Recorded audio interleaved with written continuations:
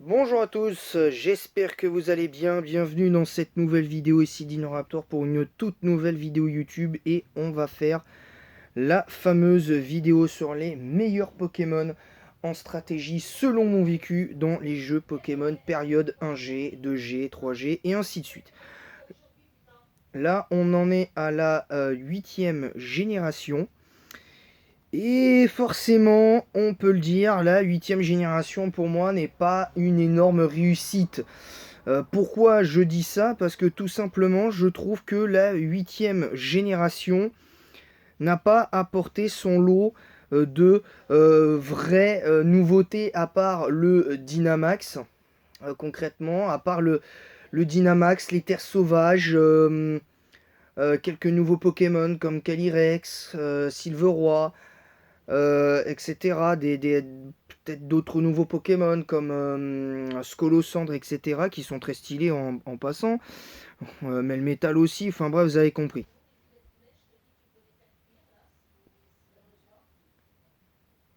C'est important. Après, faut voir au-delà. On va commencer par le premier Pokémon. Et personnellement, direct, je vais pas vous faire un dessin. Le premier Pokémon de ce top, c'est Lansorien. Tout simplement parce que c'est un des tout meilleurs types dragons, un des meilleurs Pokémon dragons de tous les temps. Si on compte pas évidemment Mega Rayquaza et pour moi Mega Dratak. Mais à l'heure d'aujourd'hui, je trouve que Lansorien s'en sort plus que bien. Quand la 9G est arrivée, je m'attendais à ce que Lansorien soit un petit peu en délicatesse et finalement non. Donc les talents en plus sont plutôt intéressants chez lui, sauf Cormody. Corsin peut être utile pour éviter de se faire baisser ses statistiques, donc ça je trouve que c'est plutôt bien. Infiltration est beaucoup plus joué et c'est normal parce que pour éviter le spam de clones et abris, bah, tu peux taper avec infiltration, donc ça je trouve que c'est plutôt pas mal. Voilà pour le premier Pokémon et j'ai adoré jouer ce Pokémon. Alors je le trouve pas je le trouve pas hyper joli, mais je le trouve intéressant personnellement. Le deuxième Pokémon Le deuxième Pokémon de la liste, c'est évidemment Melmetal. Je l'ai joué que 2 fois, ce Pokémon. Malgré tout, je l'ai très peu joué. Mais ce Pokémon a quelque chose quand même qui est intéressant parce que même si pour moi, comme certains de ses compères, t'as l'impression qu'il souffre du syndrome du type roche. Mais ce qu'il rattrape, c'est le talent point de fer. Et je peux vous garantir, et je l'ai déjà essayé, je l'ai joué plus de fois sur Shodown que, que ça. Donc vous voyez un petit peu le truc. C'est que ce Pokémon a un bulk gigantesque en PV et en défense physique, c'est-à-dire 135 en PV et 143 de défense. Et il a une vitesse minable de 34 et une défense spéciale de 65.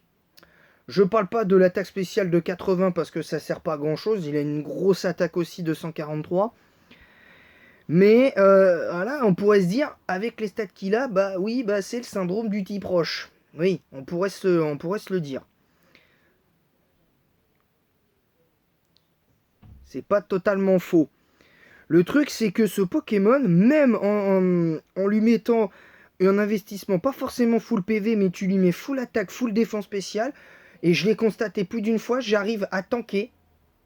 Alors peut-être pas, j'ai fait l'expérience aussi sous le sun, je ne tank absolument pas. Par contre, une attaque, même une attaque, grosse attaque feu super efficace, genre lance-flamme ou déflagration, je peux en tanker au moins un. Un seul, au moins une seule attaque. Parce que c'est pas mieux. Malheureusement, le Pokémon souffre trop de la comparaison avec certains Pokémon de type roche. Alors, j'ai cité Melmetal en deuxième, mais c'est pas le vrai Pokémon que je mets dans ce top-là. C'est Gorithmic en numéro 2. Parce que clairement, Gorithmic, lui, souffre pas vraiment de la comparaison avec tous les autres types plantes. Alors attendez, 1, 2, 3. Donc je disais, Gorithmic, au départ, j'étais pas convaincu par ce Pokémon. Je pensais que ça allait être encore une fois un Pokémon, un starter plante qui allait tomber tomber en charrette, on va pas se mentir. Au fond du panier de la strat.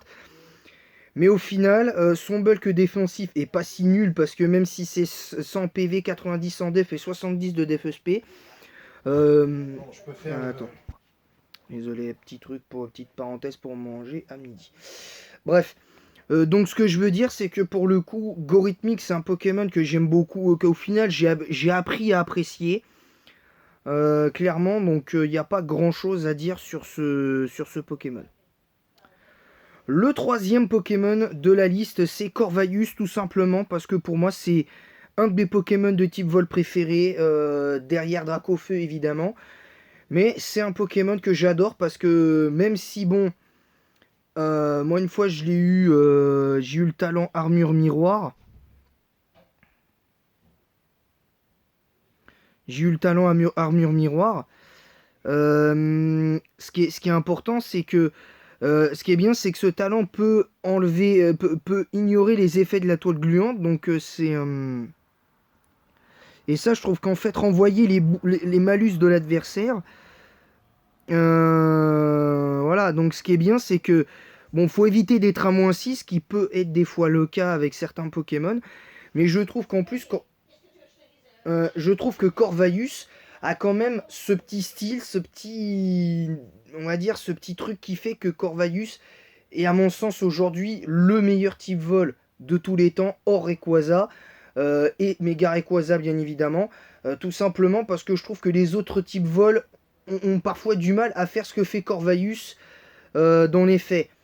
Et pour moi, c'est limite un meilleur utilisateur du casque brut parce que en comparaison avec Hermure, c'est bien meilleur de jouer un Pokémon comme ça avec le casque brut qu'avec les restes. Parce que j'ai déjà affronté 2-3, j'ai fait quelques combats en ligne sur la 8G. Et parfois, je tombais sur des joueurs de Corvalius qui jouaient, pas tous, mais certains qui jouaient Corvalius Rest, sans doute pour essayer de se régénérer en plus d'atterrissage, faire une double régénération, ce qui est pas idiot, ultra idiot non plus, faut pas exagérer, mais tu vois que quand même, ça marche pas à chaque fois. Donc, et comme il a plus ou moins le même problème que, comment ça s'appelle, que Hermure, sur le plan de la défense spéciale, c'est un petit peu short pour un Pokémon comme Corvalius, justement, qui n'a que, qui, je le rappelle, n'a que 85 en défense spéciale.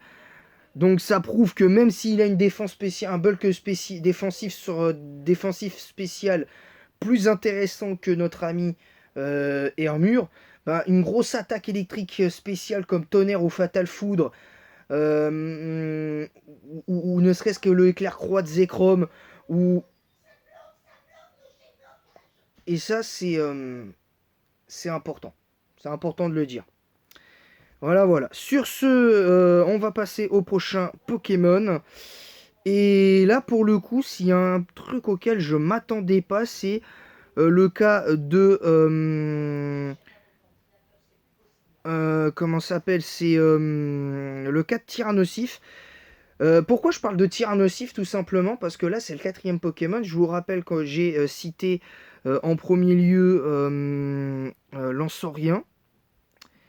J'ai cité Gorithmic. Et en 3e, Corvalius. Donc le 4e Pokémon, c'est Tyrannosif. Pourquoi je cite Tyrannosif? Pourquoi? Parce que malgré tout, je m'attendais à ce que Tyrannosif, dans cette génération, soit vraiment, vraiment mauvais. Et la perte de poursuite lui a fait très très mal. Et encore aujourd'hui, ça lui fait très très mal. Parce qu'en 9G, malheureusement, le pauvre n'y arrive clairement plus. Alors, il est pourtant en Underuse actuellement. Hein, ce qui est quand même assez bizarre pour un Pokémon comme lui aujourd'hui. Mais en fait, ce qui sauve notre ami Tyrannosif, c'est déjà son bulk démentiel de 100 PV, 110 en défense physique et 100 en défense spéciale. Le fait que malgré tout, il ait une attaque spéciale utilisable, ce qui là pour le coup, Tyrannosif, c'est beaucoup plus intéressant sur un Tyrannosif que sur un Karchakroc par exemple, où j'ai déjà vu déflagration alors que t'as Crofeu. Mais bon, ça on va dire admettons. Je trouve que ce qui est bien avec Tyrannosif, c'est que déjà on n'avait pas d'immunité au type Psy dans la team, ce qui est quand même assez intéressant. Mais tu vois que le Pokémon, encore aujourd'hui, est capable de s'en sortir. Il te fait des dingueries. Il est très fort. Il est encore très fort. Alors, un peu moins qu'avant, mais il est très fort. Et ça prouve que Tyrannosaurus, t'as beau être un Pokémon qui date de la 2G comme lui, bien qu'en 2G et 3G, pour moi, il n'était pas si fort que ça. Et en début de 4G, c'était pas non plus la folie pour Tyrannosaurus. Ça a vraiment pris de l'importance grâce à Pokémon Platine. Mais on a quand même vu le vrai potentiel de Tyrannosaurus qui s'est étendu en 5G, en 6G, en 7G notamment, et un petit peu en 8. Bah, tu vois qu'aujourd'hui, c'est ça qui est important. Donc voilà, les Pokémon que je vous ai cités. Oh, ouais,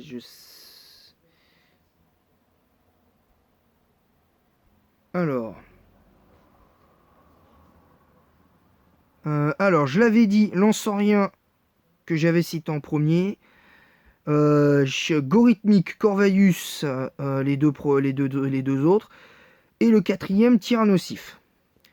Le prochain Pokémon, c'était mon corps défensif. Je l'ai joué qu'une seule fois. Par contre, on me l'avait conseillé et je dois avouer qu'il était intéressant. Ce Pokémon, de par ses statistiques que je trouve vraiment très cool, c'est Roigadat Galar. Pourquoi? Parce que je trouve que, bon, bien que son talent breuvage suspect soit très mauvais, je trouve ça un petit peu mauvais en duo. Par contre, le fait que ce Pokémon ait en plus de ça accès à de bonnes attaques, hein, parce qu'il a Bomber, qu'il a Lance-Flamme pour passer le type acier, peut se booster avec Machination, il a Laser Glace, il a Tour Magique, il a Séisme, mais bon, ça sert pas à grand chose. Il a Psycho, il a Abri, il a Acide que tu peux éventuellement jouer si tu veux faire de grosses arnaques pendant la partie. T'as quand même Amnésie pour vraiment bien booster sa défense. Spécial, tu peux le jouer avec balle météo dans des teams climat, genre le Sun, ou pour avoir un balle météo type feu, ou en Reine plus précisément en Reine pour avoir un balle météo type Ostabé. Entre guillemets, il a balle ombre. Il a quand même des moves de soutien avec cage éclair. Il a châtiment, il a choc venin. Il a clonage, il a quand même des trucs, il a entrave, il a écrutation, même si bon, je connais pas bien la vraie puissance de cette attaque aujourd'hui. T'as quand même mur de fer pour te booster en défense physique, t'as mur lumière, t'as Neuer pour passer, tu peux te soigner avec paresse. T'as plénitude aussi pour te booster, donc lui il se targue le fait d'avoir plénitude plus machination. Bon, il a un point élémentaire qui sert pas à grand chose. Tu peux jouer Siphon qui est intéressant. L'attaque sort sinistre, je connais pas trop. Je connais pas trop. Euh, Sort sinistre, je connais pas trop cette attaque. T'as quand même des attaques intéressantes. T'as quand même, même en n'ayant pas beaucoup d'attaques physiques, tu peux le jouer avec tricherie pour vraiment faire mal. Donc tu vois que quand même c'est intéressant. En plus, Sort Sinistre a une bonne puissance de base. Le problème c'est que tu perds 3 points de pouvoir d'un coup quand même. Je trouve ça un petit peu moyen. Mais tu vois que quand même il est pas inutile. Et franchement, en plus, le double type Poison Psy m'intéresse beaucoup parce que le double type Poison Psy m'intéresse beaucoup parce que tu as une double résistance au type combat. Tu résistes au type fée, plante et à toi-même. Donc tu as entre guillemets 4 résistances. Pour toi, 3 pauvres faiblesses. Et qui plus est, une faiblesse que tu peux largement compenser de type sol avec notre ami Corvaius que j'ai cité précédemment. La faiblesse au type ténèbres, tu as entre guillemets Tyrannosif qui résiste à son propre stab, donc ce qui fait que Tyrannosif peut s'inviter dans le truc. Et la faiblesse au type spectre, tu y résistes grâce à Tyrannosif. En fait, donc rien que Tyrannosif résiste au type ténèbres et spectre, et t'as le Corvaius qui est immunisé au type sol. Donc déjà, t'as quand même largement de quoi faire en fait. T'as largement de quoi faire. Clairement. Voilà. Donc ça, je trouve que c'est bien. Alors, tu peux éventuellement rajouter un type O dans tout ça. Et d'ailleurs, le type O que je vais rajouter, pour moi, c'est le bon vieux Chifours forme O. Tout simplement parce que ce Pokémon, je l'ai testé sur Shodan en Overuse 8G et je le trouve excellent, ce Pokémon. Manque peut-être un petit peu de vitesse. Je trouve, il manque peut-être un petit peu de vitesse. Mais c'est compensé parce qu'il a une attaque qui est vraiment cool, comme Torrent de coups, qui est vraiment intéressant. Qui frappe 3 fois et qui fait toujours un coup critique. Et vous savez ce que les coups critiques font en général, ça double. C'est quasiment le double de dégâts. Donc c'est comme si l'attaque avait 50 de puissance. Donc si tu mets 50 de puissance à chaque coup, tu as une attaque de 150 à peu près. Si je compte pas le stab. Mais tu vois que quand même le Pokémon est excellent. Les stats, je trouve, en plus, sont pas mauvais chez lui. Il a Close Combat, il a Aqua Jet en priorité, il a Point Glace, il a Acrobatie que tu peux utiliser. T'as Aqua Breach qui est un très bon stab physique de type O. T'as Big Splash éventuellement. Bon, Hero Asper, voilà, tranquille. Il a le coverage direct toxique pour passer les types fées. Il a éboulement pour passer les types vol quand même aussi. Ça, faut le savoir. Il peut se booster avec Gonflette. Il a Mur de Fer. Il a d'autres points élémentaires. Il a Psy-Coup de Boule. Il a franchement un move pool qui est vraiment, vraiment cool.